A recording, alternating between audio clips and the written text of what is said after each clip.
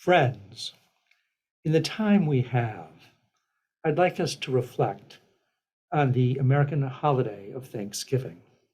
Now, Thanksgiving is not a Jewish holiday per se, but I think it should be because it has all the trappings of a Jewish holiday. You're with friends, family, you got a festive meal, and more than anything, there is the theme of giving thanks. This, we all know, is very, very Jewish. Every Shabbat, we actually count our blessings. We look back upon the week and we ask ourselves, um, what has brought us to this point, and how many things we look at in life and say, that is very, very good. That's what Shabbat is, one day of reflection. Well, Thanksgiving, once a year, is a time to gather together to enjoy ourselves and, again, to give thanks. Now, the other evening I was watching The Wizard of Oz, and I was looking about that, black and white Kansas, and then when Dorothy gets to Oz, everything is so colorful. And I thought to myself, well, what if we lived in a world that was just black and white? No colors at all. No emerald greens, no beautiful, vibrant blues, just black and white, like Dorothy in Kansas. And it occurred to me that that's how God might have created the world, in black and white. But God didn't.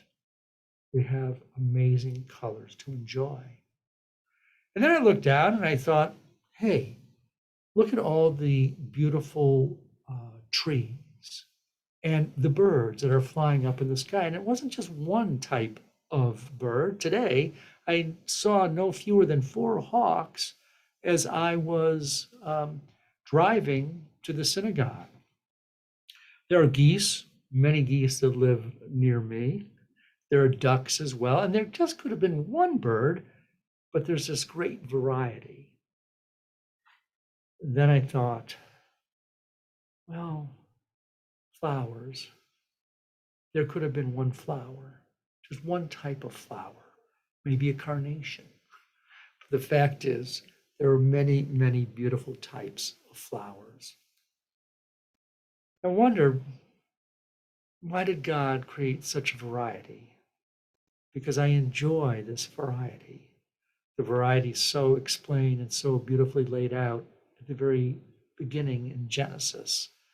All the different plants and all the different birds. All of these really are a gift.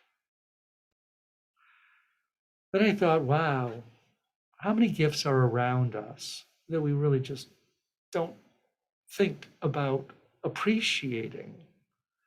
And I turned to this philosopher I love, Bahya ibn Pakuda. He lived from 1050 to 1120 in what's now Spain.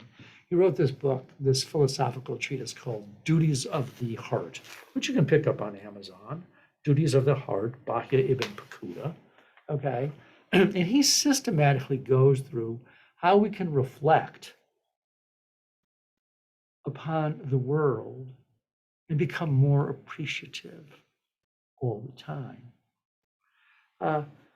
Bahia turned and says, look, the very fact that we exist, that we're human beings, that we've got all of these parts to us. Then I began to think, what if God created a world where our bodies didn't heal by themselves?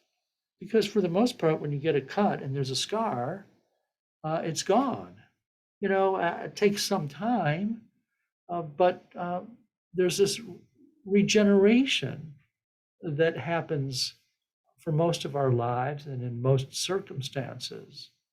And then I thought of the opposite. I thought, well, what if every scar remained?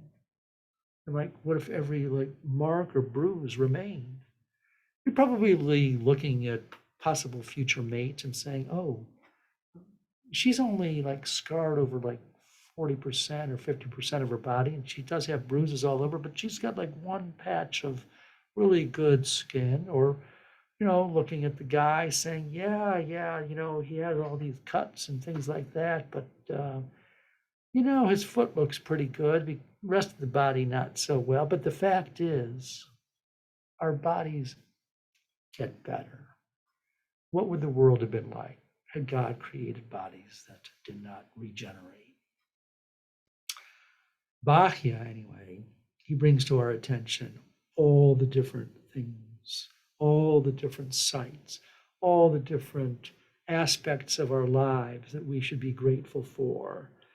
I'm reading now from gate number 2, chapter 5, the signs of wisdom that are most accessible to us, which we must reflect on more than others.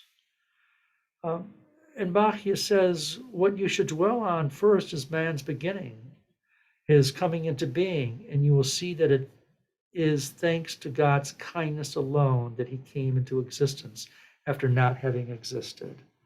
The fact is that we exist, and that's a gift. That's due to God's kindness. There really is no reason that I can think of, that many people think of in terms of why we exist at all. But we do. We do. And we need to appreciate that. We need to appreciate life itself.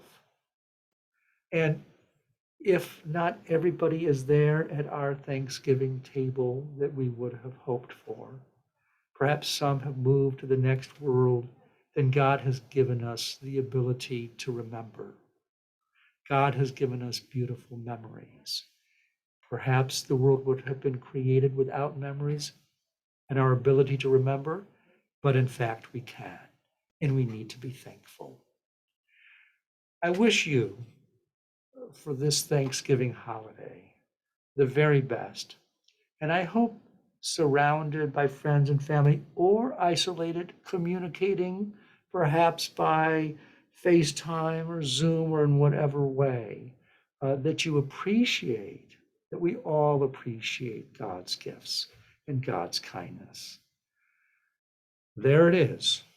That's it. That's it. I'm Rabbi Katz, Temple Concord, Syracuse, New York, and that's it for the time we have. Take care.